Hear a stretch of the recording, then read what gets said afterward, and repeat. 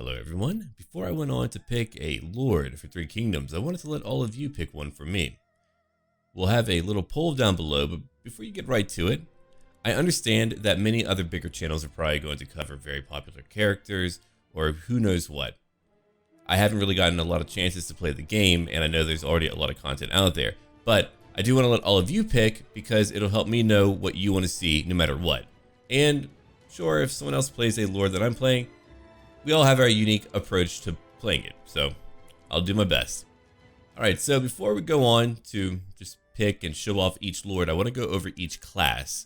That way you know what it means whenever I say, hey, this guy's a champion or a vanguard or whatever, in case you're new to Three Kingdoms.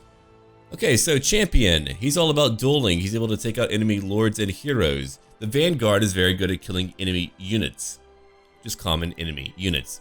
The strategist is very cunning. He's able to debuff enemies and also provide extra formations for you, in addition to giving a bonus to ranged units.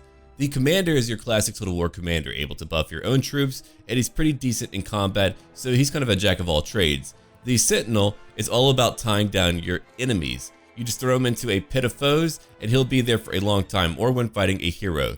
Then you've got three unique classes for the Yellow Turban Rebellion that we'll go over as we go through each one. So initially, we'll go through each Yellow Turban. You've got three: Gongdu, you've got Heiyi, and Wang Shao. Wang Shao is a scholar, and if we look at it real quick, he's all about fielding religious fanatics, spiritual martial artists, and scholars in battle. He's able to build a garden's unique building, a place that will keep the people and his characters quite happy. And over here we've got Heiyi, the healer, and he's all about fielding Yellow Turban warriors and strong berserkers in battle. And he's got a healer's lodge that allows him to boost population growth and replenishment, generating a small bit of income too. So that's him. Then we have Gongdu, and over here, he's a pretty tough guy. He is a veteran class hero, and he represents frugality. He's all about fielding former soldiers, guardsmen, and converted nobles in battle. He's got a hidden fort building chain that can help supply the Yellow Turban armies and increases the amount of spoils they can carry off in battle. Then we have Gongsundu, who's a legendary vanguard. So he's the guy who's able to be thrown into the middle of a fight and will stay there for a very long time. He's a very military-based faction. In fact, that's really more of what he's about. You get a lot of horsemen with him, like his white riders. You've got over here Yuan Shu, one of the two factions in the game that's able to form an alliance in the very beginning of the game. So if you're all about diplomacy, these guys are probably for you. And he's a commander class hero. Over here we've got Kong Rong, and he is a strategist. Very intelligent guy.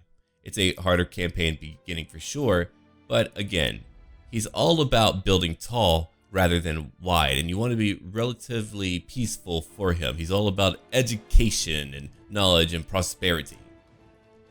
Then we have Jing Jiang, who is a rogue character, a bandit, who's just going to cause some problems. She's really an amalgamation of a few historical figures that CA put together. So she is the bandit queen, and she's a champion class, which, let's see here. I don't know if there's like anything else that I've missed here, but anyway, we'll have to look at that later.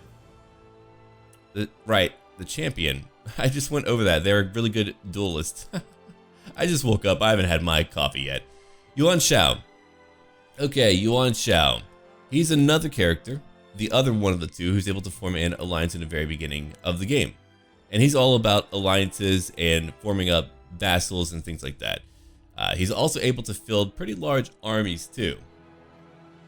And he is another type of commander. Then over here, we have a champion, another really good duelist, Jing Yan, and he's another bandit type. So if you want me to play as a bandit, here's the leader of the Black Mountain Bandits, and those are your two choices for the bandits. Liu Biao. I thought I was going to go to Liu Bei. He's right over here though. Liu Biao is a very wealthy start. He's got some pretty powerful stuff. He begins as a legendary commander, and let's see here. It's all about, wisdom, knowledge, and clarity of thought to take the right decisions and bring peace back to this chaotic land, right? So he's all focused on academics and intelligence, and he's able to really focus on things like court positions. So he's really about being able to manage a very proper empire, a very proper kingdom, whatever that you want to call it. We have Mating over here, and he's all the way to the west, very far to the west, and he is a vanguard. So again, you're just kind of able to throw him into the middle of the tar pit. And let's see, all armies in Mating's faction gain military supplies, and when encamped, his troops are trained to forage for food. So he's able to push really hard into enemy lands because of that. And here is Liu Bei, one of the three major leaders of the three kingdoms, which is now what we're going over. So he's another legendary commander. Of course, he's got two more famous heroes under him, Zheng Fei and Guan Yu. Guan Yu being potentially the most famous character from this time period for many people. And that would be one choice too, to play as Liu Bei. Then we have Sun Jin, who is a character that people haven't really covered extensively, but I do know that there is a major channel that would be playing him. And he's another really good Sentinel character that's going to be able to stay in a fight for a very long time. He actually begins in the south middle of China, the center.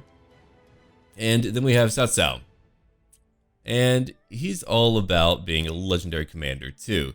He leads the Kingdom of Wei. So we have Wei for Cao Cao, Wu for Sun Jin, and Shu for Liu Bei.